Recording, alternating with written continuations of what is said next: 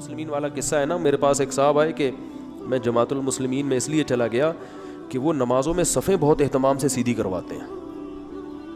میں نے کہا اس کا مطلب قادیانی اگر اس سے بھی زیادہ اہتمام سے صفیں سیدھی کروائیں تو وہ تو پھر اس سے بھی اچھے ہو گئے.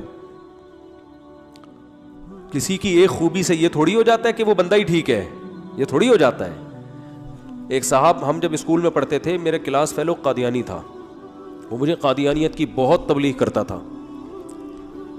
تو اس نے مجھے ایک دن بتایا کہ کبھی ہمارے اجتماع میں آؤ, اتنی رو رو کے دعائیں ہوتی ہیں کہ آپ کی سوچ ہے, ایسا روتے ہیں اللہ کے خوف سے, بتیاں بجھا کے روتے ہیں. ہم اللہ کا شکر ہے بڑے مضبوط تھے, ہمارا تعلق تھا علماء سے.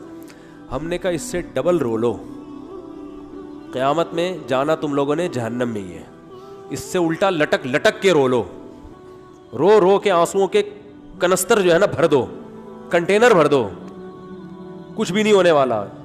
اس لیے کہ اللہ کہہ رہا ہے اس سے کم پہ میں راضی ہوں, تو اتنی ٹینشن لینے کی کیا ضرورت ہے بھائی. اس سے کم کیا ہے کہ اپنا عقیدہ صحیح کرو. آؤ, میں نے کہا اگر تمہیں ختم نبوت کے مسئلے پر اشکالات ہے تو میں جواب دیتا ہوں.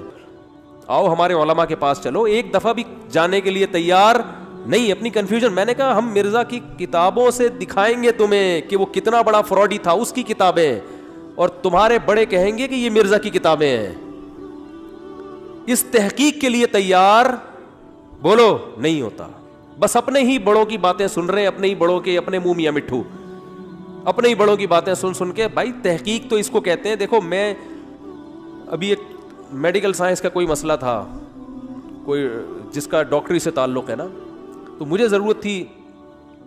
میں نے ایک ڈاکٹر سے پوچھا, انہوں نے کہا یہ کھانی چاہیے دوا اس بیماری میں. تو دوسرے سے پوچھا, انہوں نے کہا یہ نہیں کھانی چاہیے. ڈاکٹروں میں اختلاف ہو گیا, میں کنفیوز ہوا. تو اب میں نے بہت سارے ڈاکٹروں سے رابطہ کیا. تحقیق کر رہا ہے نا آدمی کہ یار اب ایک ڈاکٹر کہہ رہا ہے یہ ہونا چاہیے, یہ دوا ہے, اور دوسرا کہہ رہا ہے یہ دوا نہیں ہے.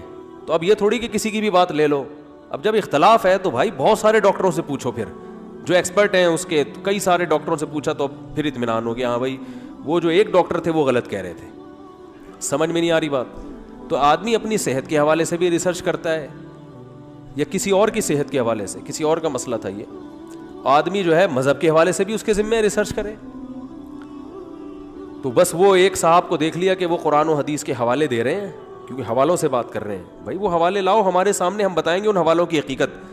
آپ نے کیا ان حوالوں کے بارے میں کسی عالم سے پوچھا کہ یہ حوالے صحیح بھی ہیں کہ نہیں ہیں, اس میں جو عربی حدیث ہے اس کا یہ ترجمہ بھی ہے کہ نہیں ہے, اس کے مقابلے میں دوسری حدیث بھی ہے کہ نہیں ہے. اپنے ہی کو سن سن کے کان پک چکے ہوتے ہیں, اور اس کی ایسی اندھی تقلید کر رہے ہوتے ہیں کہ مخالف کو سننے کے لیے تیار ہوتے ہی نہیں ہیں.